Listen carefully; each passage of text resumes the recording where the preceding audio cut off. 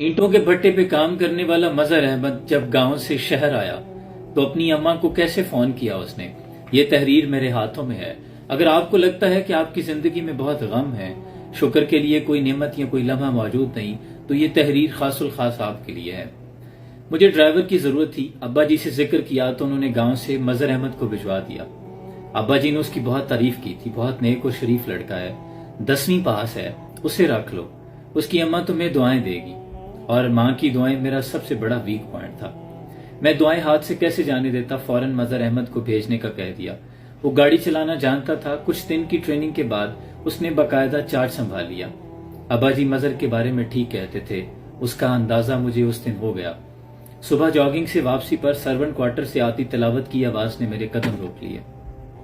یہ مظہر احمد تھا۔ میرا وہ سارا دن بہت اچھا گزرا، میں اپنے دل کی خوشی کی وجہ نہیں جان پایا، مگر میں خوش تھا، بہت خوش۔ اور پھر میں اکثر خوش رہنے لگا۔ روزمرہ کی مصروفیات، بزنس کے معاملات، سب کچھ ویسا ہی تھا، فرق صرف اتنا تھا کہ اب مجھے چیزیں پریشان نہیں کیا کرتی تھی۔ دل کو اٹھا کر کسی نے پرسکون جگہ پر رکھ دیا تھا۔ دل نے بے چین ہونا، پریشان ہونا کیوں چھوڑ دیا؟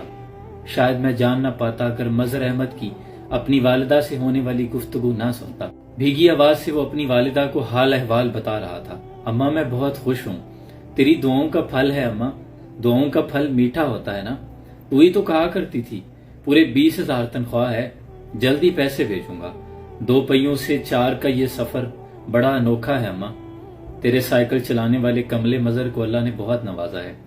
جانتی ہے اماں، میں بہت سوچتا رہا کیسے چلتی ہے یہ گاڑی، موٹر کیسے کام کرتی ہے۔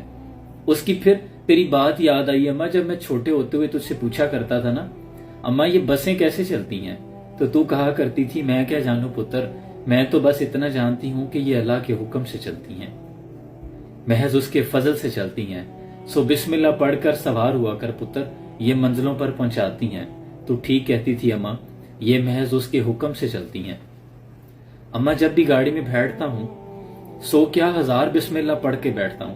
اماں تیرا مظہر پٹھے پر شدید گرمی میں سڑا کرتا تھا، مالک اکثر مزدوری بھی نہیں دیا کرتا تھا، پٹھے پر پکتی اینٹیں بھی تیرے مظہر کی محنت کی گواہ تھی اماں۔ مظہر احمد کی آواز میں محسوس ہونے والی کینمن اس فکرے کے بعد موسلادھار بارش میں بدل گئی تھی۔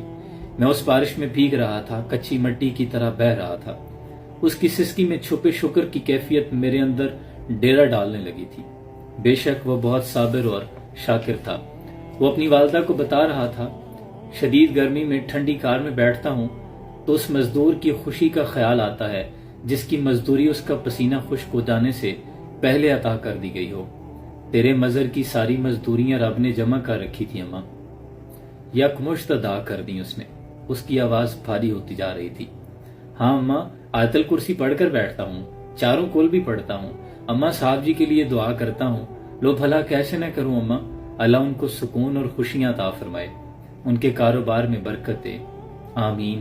میں نے زیر لب کہا، اس کی والدہ نے بھی یقیناً آمین کہا ہوگا۔ میری آنکھوں سے آنسو جاری تھے۔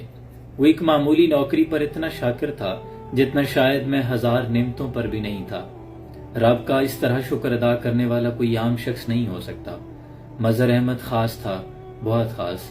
دادی کے گاؤں والے گھر کے باورچی خانے میں جالی والی ایک الماری ہوا کرتی تھی جسے نعمت خانہ کہتے تھے۔ وہ کھانے پینے کا سامان اور خاص طور پر ابلا دودھ اس میں ٹھنڈا ہونے کے لیے رکھا کرتی تھی۔ مظہر احمد نے میرے دل کو اٹھا کر نعمت خانے میں رکھ دیا تھا۔